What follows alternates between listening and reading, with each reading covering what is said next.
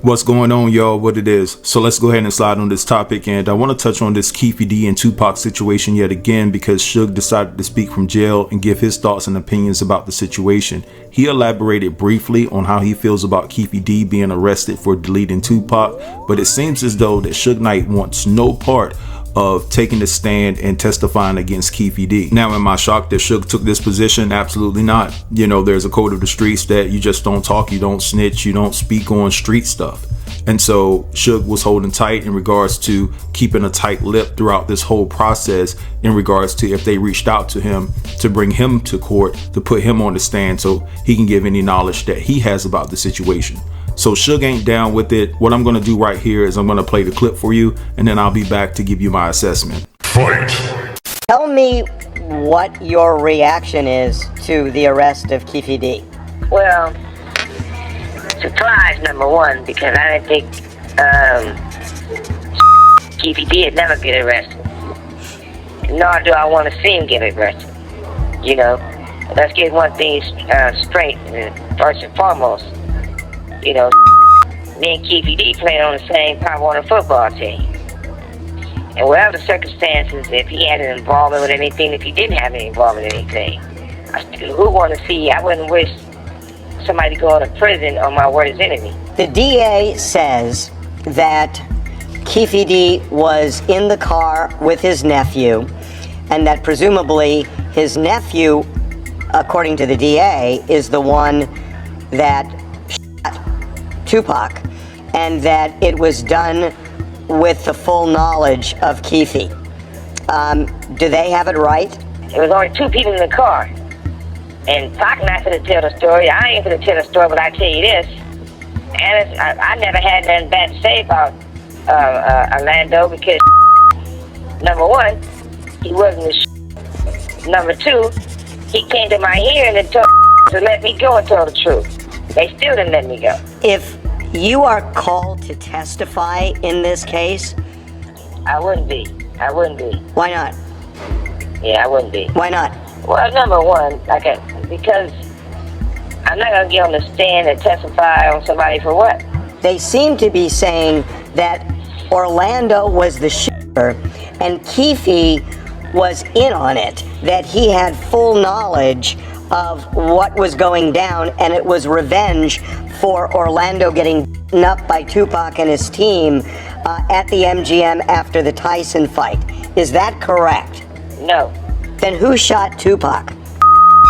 It wasn't Anderson, so that's all I got to say about that part. To summarize, you are saying Orlando was not the shooter, although you won't say who the shooter was. You are not saying whether Keefe was involved in any way in the shooting, and you are saying that if you're called to testify by either side, you will not comply, you will not testify. Do I have that right? 1,000%. I wouldn't go, I wouldn't testify, none of that. All right, so you guys just heard that, and it was very interesting to hear what Suge had to say about the situation. He talked about the fact that him and Keefe played on the same football team and things of that nature. Now, another thing that's astonishing is the fact that Suge emphatically stated that Orlando Brown, which is Keefe's nephew, did not delete Tupac. Now, when you go back and you listen to Keefe's story, he claims that there was 3 or 4 people in the car. Now, Suge is breaking it down and saying that there was only 2 people in the car. And then when you take into account that at the MGM, Tupac and his boys put paws on Orlando Brown, right? And so that was a retaliation factor for Orlando Brown to go after Tupac. Now, this is the thing. I want you guys to pay close attention. Now, Suge says that he doesn't want to see Keefe locked up. He was surprised that Keefe was locked up. You know, he doesn't wish anybody or his worst enemy to be locked up. And again, coupled with the fact that Suge mentioned that him and Keefe go way back, they played on the same football team together. And I'm just not understanding, because according to Keefe's story, if it's legit, you know, he didn't have that same compassion and contrition for you that night, because I understand him standing behind his nephew because his nephew was the one that got jumped, but you were in the car. And according to Keefe's story, he says that he's responsible for giving his nephew the toaster, and his nephew cocked back the toaster and let those things fly into the car And according to Keefe, you got grazed in the dome and ketchup was spewing everywhere. And I'm paraphrasing that. You guys know what I mean when I say ketchup was spewing everywhere. And so there's so many conclusions that you can form in your mind when you hear this story over and over and over from different people about what happened to Pac that night. But hey, I guess Suge is coming from the standpoint that he's not upset with Keefe D or Orlando Brown because he's trying to say that they wasn't a part of the equation of taking out Tupac. But still, I can't get past the fact that I hear a lot of defending on the part of Suge, and he's defending his West Coast brothers, right?